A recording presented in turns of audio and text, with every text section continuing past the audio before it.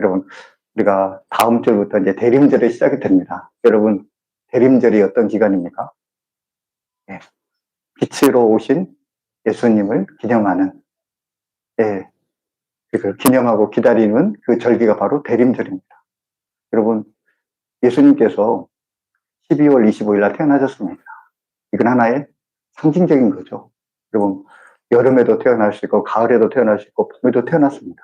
그러나 예수님께서 12월 24일, 12월 25일, 그죠? 그 동짓날, 그죠? 여러분, 동짓날이 어떤 날입니까? 네, 밤이 가장 긴 날, 그죠? 어둠이 가장 길고, 빛이 없는 그때에 주님께서 빛으로 이 세상에 오셨다라는 것입니다. 근데 여러분, 주님께서 빛으로 오셨지만, 근데 여러분, 모든 사람이 다 이 빛으로 오신 예수님을 영접합니까? 빛이신 주님 앞에 나아갑니까? 아니요, 그렇지 않다라는 거죠. 대표적인 사람이 바로 헤롯이라는 사람입니다. 동방 박사들이 별을 보고 유대 땅에 왔습니다. 그리고 헤롯에게 이곳에 메시아가 태어났다고 이렇게 알려줍니다. 근데 여러분, 헤롯이 어떡합니까? 헤롯이 예수님을 영접하지 않고 오히려 예수님을 죽이려 했습니다. 여러분, 왜 헤롯은 예수님을 죽이려 했습니까? 왜냐하면 그가 이 세상의 왕이거든요. 만약에 예수님이 정말 메시아로 이 땅에 오셨다 한다면 자신의 지위가 흔들리는 거죠. 자신의 권력이 상실되는 거죠. 그는 그것을 두려워했습니다. 권력이 빼앗길까 봐. 그래서 예수님을 죽이려 했던 것입니다. 여러분, 많은 사람들이 빛으로 오신 예수님, 그 예수님을 영접하지 못하고 있습니다. 왜 영접하지 못합니까? 자신이 가진 부귀와 영화, 힘과 권력, 자신이 가지고 있는 그 누리는 그런 세상적인 것들, 이런 것들이 있기 때문에 빛으로 오신 주님께 나아가면 그것들을 잃어버릴까봐 두려워하는 것입니다.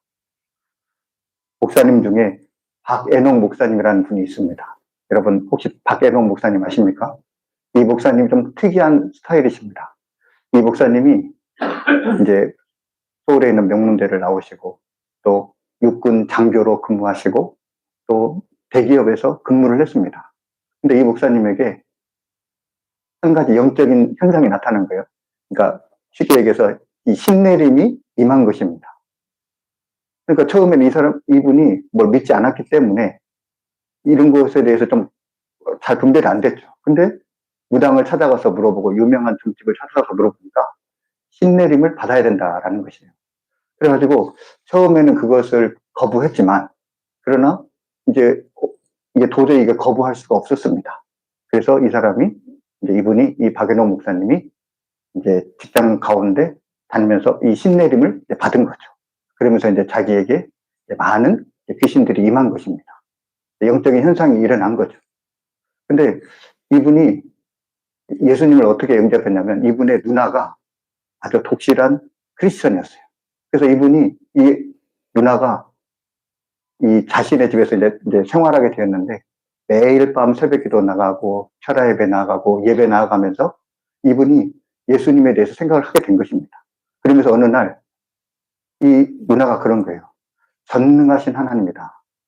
우리 하나님 못하실 것이 없다라고 이렇게 이 박애농 목사님에게 이야기를 한 거예요. 그 이야기를 들으니까 전능하신 하나님, 전능하신 하나님을 믿는다고 한다면 내 안에 있는 이 영적인 이 귀신들, 이것들과 싸워서 이길 수 있겠다라는 그러한 생각이 든 것입니다. 그래서 이 박애농 목사님도 이제 누나와 같이 이제 교회에 나가서 기도하고 예배드리고 말씀과 찬송하면서 이분이 이제 신앙생활을 하게 되었습니다. 이분이 이제 온누리교회에서 세례받고 독실하게 신앙생활 하는 중 이분이 어느 순간 깨닫게 된 거예요. 자기 안에 있는 그 더러운 귀신들이 어느 순간에 다 떠나버리게 된 것입니다. 그래서 이분이 이제 사역을 하게 된 거예요. 평신도 사역을. 축구 선수들에게 복음을 전하기 시작합니다. 그러면서 이제 축구 선교 사역을 시작하게 됩니다. 그러면서 이제 활발하게 이제 선교 사역을 했는데 이분이 이제 자기가 이제 신내림을 받아봤잖아요. 그래서 이분이 이제 무당들, 신내림을 받은 사람들에게 이제 동병상련이죠. 그래서 이분들에게 복음을 전하고 예수님을 받아들이라고 이렇게 복음을 전합니다. 그러면은 그 신내림을 받은 사람들, 이 무당들도 예수님을 알고 예수님께 나오기를 원하지만, 그러나 이 무당들은 쉽게 예수님 앞에 나오지 못한다고 합니다. 그 이유가 세 가지가 있는데, 첫 번째 이유는 돈 때문에 그렇다고 합니다. 이 신내림을 받으면은 많은 사람들이 이 무당을 찾아오게 됩니다. 그래서 이 무당이 적게는 수백만 원에서 많게는 이 수천만 원의 돈을 번다고 합니다. 그래서 이 무당이 이제 유명해지면은 많은 사람들이 점을 보고 굿을 하기 때문에 이제 가족들 또 친지들도 함께 이제 직장 생활도 적고 이 일에 이제 같이 한다라는 거예요. 그러면서 이 무당이 가족들을 먹여 살리고 더 나아가서 친지들을 먹여 살린다고 합니다. 그래서 수입이 많으니까 유명 고급 승용차 타고 다니고 명품 가방 메고 다니고 이렇게 다라는 거예요. 근데 여러분, 이 많은 무당들 가운데 대부분이 저학력자라고 합니다. 배운 게 별로 없는 거죠. 근데 여러분, 무당 일을 그만두고 세상 일에 나가면은 이 저학력자가 얼마나 돈을 벌겠습니까?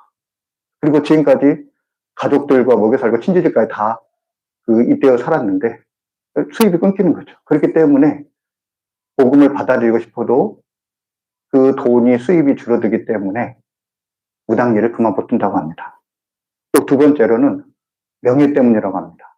이분들이 대부분 저학력자들인데 많은 세상에서 난다 긴다 하는 사람들, 고학력자들, 세상의 권력자들, 그리고 재벌들, 이 세상에 잘난 사람들이 다 자기와 밑에 앉아서 빈다라는 거예요. 선생님, 제발 좀 길을 가르쳐 주십시오. 가방끈 짧은 자신에게 이 세상에 그 많은 정말 힘 있는 사람들이 와가지고 굽신거리니까 여러분 그 쾌감이 얼마나 높습니까? 근데 여러분 만약에 무당 일을 그만두면은 자신이 아무런 별별 가치가 없는 거예요. 그렇기 때문에 자신이 낮아지는 거, 이것이 그걸 두려워한다고 합니다. 그래서 그 일을 못 둔다고 그래요. 세 번째는 자신이 주님을 믿게 되면은 그 귀신들이 그 가족들을 해칠까봐, 그래 영적인 공격이 있을까, 이것이 두려워서 감히 이걸 무당 생활을 벗어나지 못한다, 이렇게 이야기를 하시더라고요. 여러분, 많은 사람들이 예수님을 알고 있습니다. 그리고 예수님 안에 영생이 있음을 그들로 알고 있습니다. 그러나 많은 사람들이 그럼에도 불구하고 주님 앞에 나오지 못하는 이유가 무엇입니까? 그리고 그들이 가지고 있는 부귀영화들, 세상의 가치들, 세상의 재미들이 있습니다. 그것을 쉽게 놓치기 싫은 것입니다. 오늘 본문 말씀은 이 예수님이 치료하신 이 소경과 바리새인들과의 대화입니다. 이 바리새인들이 소경이 된 이 사람을 이 맹인에서 주님께서 치료해 주신 이 맹인을 호출하게 됩니다. 그러면서 이 맹인을 신문하게 됩니다. 근데 이 바리새인들이 이 맹인을 신문한 이유는 의도가 있습니다. 좋은 의도가 아니라 나쁜 의도입니다. 그것은 바로 예수님을 이 죄인이라는 프레임을 씌워서 예수님께서 행하신 이 기적을 부인하고 싶었습니다. 그래서 이 소경을 소출해서 물어봅니다. 그러면서 물어보는 거죠. 네가 어떻게 나았느냐? 그랬더니 요한복음 9장 19절 말씀에 그 사람이 진흙을 내 눈에 바르매 내가 씻고 도나이다. 여러분, 그 사람 때문에 나았다라는 거죠. 그 사람이 누구죠? 바로 예수님이시죠. 예수님께서 내 눈에 진흙을 바르고 씻겨서 내가 보게 되었습니다. 라고 이렇게 이야기를 하게 됩니다. 이제 이 바리새인들이 그 부모님을 부릅니다. 그 부모를 불러서 이제 물어보게 됩니다. 19절 말씀에 네 아들이 지금 어떻게 해서 보게 되었느냐? 라고 이렇게 물어봅니다. 그러더니 22절에 이렇게 말씀합니다. 그 부모가 이렇게 말한 것은 이미 유대인들이 누구든지 예수를 그리스도로 시인하는 자는 출교하기로 결의하였으므로 그들을 무서워함이라라. 그러니까 그 부모에게 이 아들이 어떻게 나왔습니까? 라고 물어보니까 이 부모가 이렇게 대답합니다. 내 아들이 이미 컸기 때문에 그 사람에게 내 아들에게 물어보십시오. 라고 이렇게 이야기를 하게 됩니다. 이제 자기들에게 온 그 대답을 이제 그 아들에게 돌리는 거죠. 근데 왜 그 아들에게 왜 물어보라고 얘기했습니까? 네, 출교를 당할까봐. 그들이 무서워서 감히 이렇게 예수님이 고쳤다고 이야기를 하지 못하는 것입니다. 그 당시에 이 출교라는 것이 있었습니다. 이 출교라는 것이 이 바리새인들이 가진 이 힘과 권력이었는데요. 이 출교를 당하면은 그 사람이 사회에서 완전히 매장되어 버립니다. 아무리 큰 사회적인 불이익을 당해도 이 출교를 당한 사람의 어떤 그 이익을 대변해 줄 수 없는 것입니다. 그래서 이 부모는 사회적으로부터 매장되는 것이 얼마나 두렵다라는 걸 알기 때문에 이 출교가 무서워서 그 아들에게 이제 핑계를 댄 것입니다. 다시 바리새인들이 그 맹인을 불렀습니다. 그리고 그 소경에게 묻습니다. 24절 말씀에 이에 그들이 맹인이었던 사람을 두 번째로 불러 이르되 너는 하나님께 영광을 돌리라. 우리는 이 사람이 죄인인 줄 아노라. 그러니까 근데 이 바리새인들의 이 의도가 얼마나 무섭습니까? 예수님을 부인하는 그 일에 하나님께 영광을 돌리라는 거죠. 참 그 악한 일에 하나님의 이름을 걸먹이면서 이 맹인을 압박을 하는 거죠. 예수님께서 고쳐주셨다라는 것을 부인하게 하는 것입니다. 그러므로 인해서 그들이 가지고 있는 영적인 권위, 그것을 지키려고 했던 것입니다. 그러는 가운데 이 맹인이 당당하게 대답을 합니다. 근데 여러분, 이 맹인이 지금 출교를 당하느냐, 출교를 당하지 않느냐, 그 기로에 서 있습니다. 이 맹인도 출교라는 것이 얼마나 무서운지를 지금 알고 있을 것입니다. 여러분, 이 사람이 나면서부터 맹인이었습니다. 인간다운 대접을 받지 못했습니다.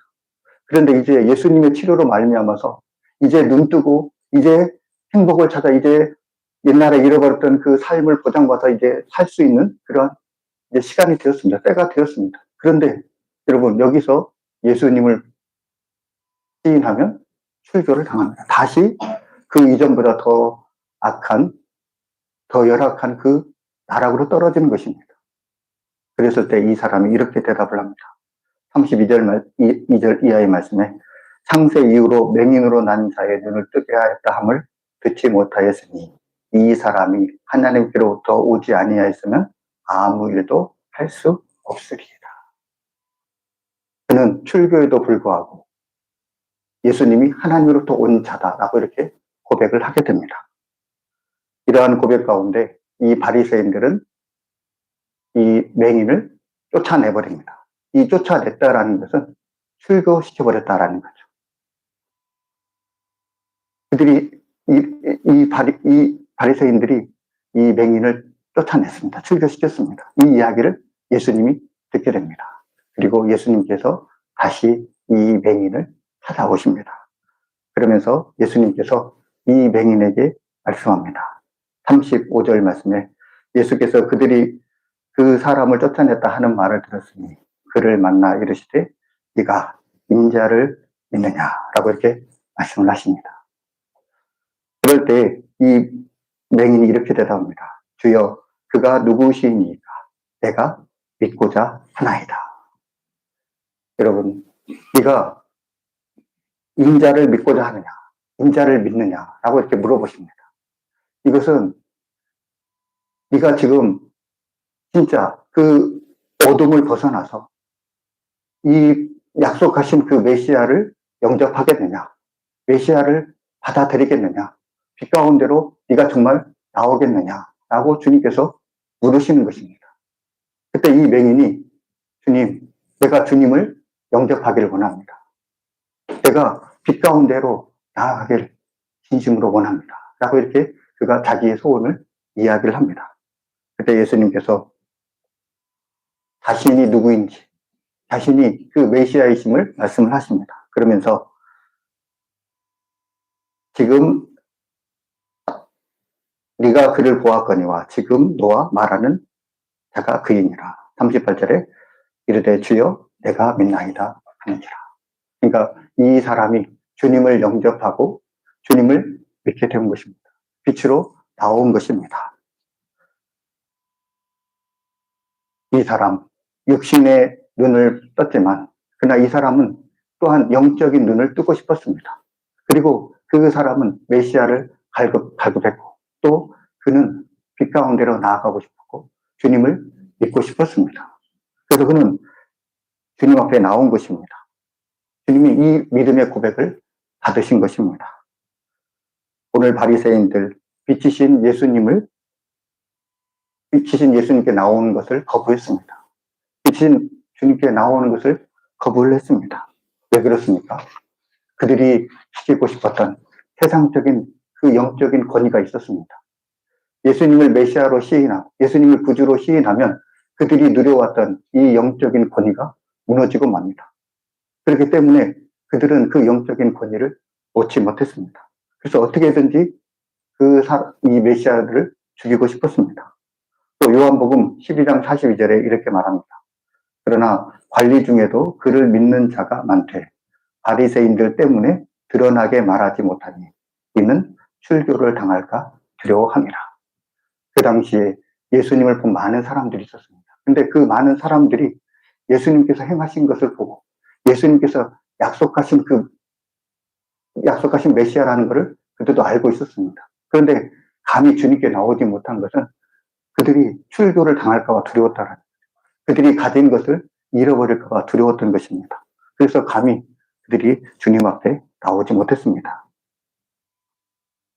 언젠가 제가 한번 아프리카에서 원주민들이 원숭이를 잡는 방법에 대해서 한번 말씀을 드린 적이 있습니다. 여러분 생각나세요? 이 원주민들이 밀림에서 이제 원숭이를 사냥하는데 이제 원숭이들이 잘 가는 길이 있다고 합니다. 그 길에 이 원주민들이 그 표주박에다가 원숭이가 좋아하는 이 과일과 먹을 것들을 여기에다 집어넣는다고 합니다.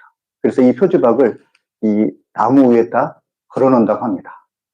그리고 이 표주박에 원숭이 손이 들어갈 수 있는 아주 조그만한 구멍을 뚫어 넣습니다. 이게 밀어 넣으면은, 원숭이가 손을 밀어 넣으면 겨우 들어갈 수 있는 작은 구멍을 뚫어 놓습니다. 그러면은 이렇게 이제 장치를 해 놓으면은 이제 원숭이가 냄새를 맡고 이 표주박 앞으로 옵니다. 그래서 이 표주박에 이제 억지로 손을 이제 넘기는 거죠. 그래서 자기가 좋아하는 과일을 먹을 것을 이제 움켜쥐게 됩니다. 그때 이제 원주민들이 원숭이에게 다가갑니다. 여러분, 원숭이는 어떻게 되겠습니까? 네, 자기가 쥔 것을 놓고 손을 빼고 빨리 달아나야 되잖아요. 근데 여러분, 원숭이는 안타깝게도 자기가 쥔 것을 손에 놓지 못합니다. 그 특징을 너무나 잘 알고 있기 때문에 이 원주민들이 가서 이 원숭이를 사냥하는 거죠. 여러분, 그 원숭이의 어리석음이지만 여러분, 그것이 우리 사람들의 어리석음이라는 거죠. 주님께서 빛이심을 알고 주님께서 구원자이심을 알지만 주님께 나아가야 된다는 걸 알지만 그러나 자기가 가진 것이 너무나 많이 있습니다. 자기가 누려야 할 것들이 있습니다. 죄가 주는 그 기쁨들이 있습니다. 이것들을 놓기가 싫은 것입니다. 그렇기 때문에 주님 앞에 나오지 않는 것입니다. 여러분, 우리 가운데는 이런 놓지 못하는 것들이 있지 않을까요? 여러분, 우리 가운데도 즐기고 싶은 그런 것들이 있지 않을까요? 우리 가운데도 여러분, 주님 앞에 나아가는 것들을 방해하는 것이 있다라는 거죠. 제가 주님 앞에 나아가는 그 걸림돌 가운데 하나가 유튜브가 있었습니다. 제가 이제 하루 종일 이제 목양실에 거의 있는데, 우리가 이제 다양한 방법으로 스트레스를 풀잖아요. 이제 뭐 여행을 한다든지, 뭐 등산을 한다든지, 뭐 자기 취미생활 있잖아요. 이제 그러면서 이제 사람들이 스트레스를 푸는데, 제가 이제 스트레스를 푸는 방법 중에 하나가, 뭐 스트레스라고 표현이 이상합니다만은, 제가 이제 뭔가 주의를 환기시키는 것 중에 하나가 이제 유튜브를 보는 거거든요. 그래서 이제 역사, 이제 어떤 정치, 경제 이런 것들을 이제 보거든요. 근데, 제가 제 소망이 24시간 주님을 바라보면서 주님과 동행하는 것. 그것이 제 소망이거든요. 그리고 우리 성도님들한테 그렇게 말씀합니다. 우리가 24시간 주님을 바라보면서 주님과 동행을 합시다. 이렇게 이제 이야기를 하는데, 근데 정작 제가 유튜브를 보면서 그때는 주님을 생각하지 않고 주님을 바라보지 않는 것이었습니다. 그래서 유튜브를 이제 안 봐야겠다 하는데 이게 쉽지가 않더라고요. 그래서 이제 늘 그게 기도 제목이었습니다. 네, 지난 13일 날 이제 수능 기도회가 있었죠. 수능 기도회 이제 아침부터 이제 기도회 준비하고 오전에 또 열심히 사역을 했습니다. 그래서 이제 오후에 이제 출근을 하는데, 이제 출근하면서 제 자신이 딱 보이는 거예요. 내가 이제 목양실에 가면 나는 오전 내내 이제 사역을 했으니까 이제 오후에는 유튜브를 좀 보면서 스트레스를 좀 풀고 긴장을 좀 풀고 이제 또 오후 사역을 해야겠구나. 나는 왜냐하면 그게 나의 보상이잖아요. 내가 했으니까 이제 나는 조금 이제 쉬겠다. 그런 거잖아요. 그런 제 모습이 보이는 거예요. 가자마자 유튜브를 켜겠구나. 그래서 오는 길에 주님께 고백했습니다. 주님, 제가 이제 오후에 가면은 유튜브를 켤 것 같습니다. 주님, 제가 유튜브를 보기 싫습니다. 저는 보지 않고 싶습니다. 주님, 도와주세요. 제가 간절히 기도를 했습니다. 그래서 제가 이제 자리에 앉았습니다. 여러분, 제가 유튜브를 켰을까요? 안 켰을까요? 유튜브를 안 켰습니다. 그리고 그 다음날도 안 켰습니다. 그 다음날도 안 켰습니다. 그리고 지금까지 안 켰습니다. 앞으로도 안 켤 것 같습니다. 지금은 이제 유튜브 마크를 보더라도 두려워가지고. 근데 여러분, 물론 한두 번의 기도는 안 했죠. 계속해서 주님 이걸 어떻게 하면 했지만은, 그러나 그 가운데 우리의 연약함을 고백하고 내가 주께 나오지 못하는 그것들을 주님 앞에 내려놓고 내가 주님께 그것을 간구했을 때 주님께서는 우리의 기도를 들어주신다는 거죠.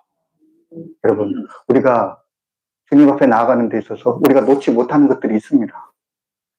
어떤 사람은 부귀 영화를, 어떤 사람은 세상의 재미를, 어떤 사람은 죄가 주는 그 즐거움, 다 놓지 못하는 그 크고 작은 것들이 있습니다. 그러나 여러분, 우리가 그것을 잡고 있어야 되겠습니까? 아닙니다. 그것을 과감히 놓고 주님 앞에 우리가 더 나가야 됩니다. 빛 가운데 가야 됩니다. 여러분, 우리가 그 빛 가운데 갈 수 있는 그 길이 무엇입니까? 우리의 연약함들, 주님께 더 나아갈 수 있도록 우리를 붙들어 주옵소서. 이것을 놓게 하여 주옵소서. 이것을 끊게 하여 주옵소서. 우리가 주님께 기도하고 우리가 주님께 간구할 때 주님께서 그것을 놓게 하시고 빛 가운데 계신 그 주님께로 나가게 하시는 것입니다. 여러분, 우리가 가지고 있는 그 연약함들, 우리가 주님께 나아가 있는 그 방해물들, 여러분, 주님 앞에 다 내려놓고 다 고백하시기 바랍니다. 그러면 주님께서 저와 여러분을 붙드실 것입니다. 이러한 은혜가 저와 여러분 가운데 함께하길 주님의 이름으로 축복합니다. 기도하겠습니다. 주님, 우리가 비추신 주님께 나아가길 소망합니다.